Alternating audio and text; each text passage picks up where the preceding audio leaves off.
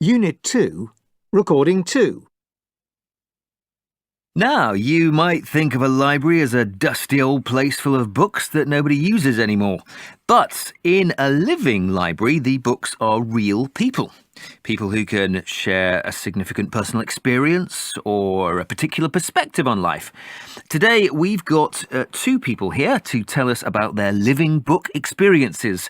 Alex Fuller, who was a book at his Living Library event in Sheffield, and Saba Chaturanga, who was a reader at an event in Norwich. First of all, Alex, hi. Hello. Alex, can you tell us a little bit about the experience? What kind of book were you and what was it like? Well, the event was organised by the university and was meant to tackle prejudices. I arrived in a bit of a hurry and quickly checked through the catalogue to see what kind of books were available and to sign myself in as a student. A student, okay. And what sort of prejudices were you expecting? I wasn't sure what to expect really, but when you read the catalogue, against each book, there are a few of the typical prejudices and preconceptions that people might associate with your title. So next to student, people had written things like lazy, politically apathetic, do useless degrees, and also waste taxpayers' money, can't cook, and spends all his money on beer. Well, thinking back to the previous night, I wasn't sure how I was going to tackle any of those accusations. I see. So what did you do? First we just had to go and sit in the waiting room, and I was beginning to have second thoughts, to be honest. I was quite uneasy about it all, but anyway, then the public started coming in. It was like sitting on a shelf, waiting and hoping that someone would choose you, and hoping that you would be able to find something to say when they did. Right, and presumably someone did choose you? An older man with grey hair and a suit came to collect me. Oh. And as we were walking over to our corner, I was planning my responses to the expected accusations. But in fact, as we started talking over coffee, we compared our experiences. You know, student life in the 1960s with its riots and protests, wild music, and all the ambitions they had of changing the world, and student life now. Okay, and what did you discover? Anything interesting? Actually, we found that we shared a lot of the same ideologies and that many things haven't really changed. Ah, well, that's interesting. So, do you think there was any point in the session? Did it change your opinions at all? I think the directness of the experience was eye-opening, really. It forces you to have a very candid discussion, so people have to keep an open mind about things, and that has to be good. Thank you. And Saba, how was your experience? Was it similar? Did you enjoy the living book experience? Hi, thank you. Yes, I really enjoyed the experience.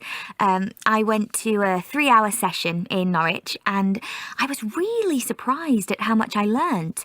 It gives you a chance to really talk to people who may be from a different religion or culture, people who you don't normally get to talk to in your everyday life. Great. Well, so who did you talk to?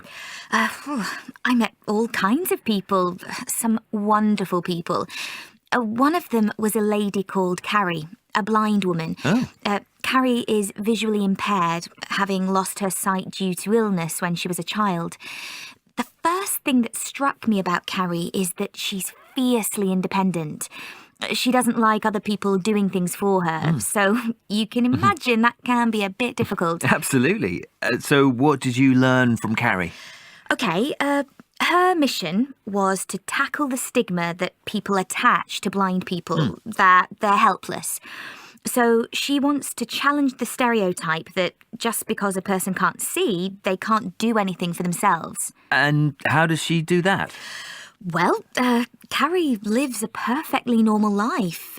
She goes to work, goes out socially, and does all the things that the rest of us do. Well, she can't drive, but that was really one of her few limitations. She told me about other successful blind people around the world who have had a great impact on society. People who've been successfully employed or taken degrees, published books, even participated in Olympic events. These are the people that have been Carrie's inspiration. That's wonderful.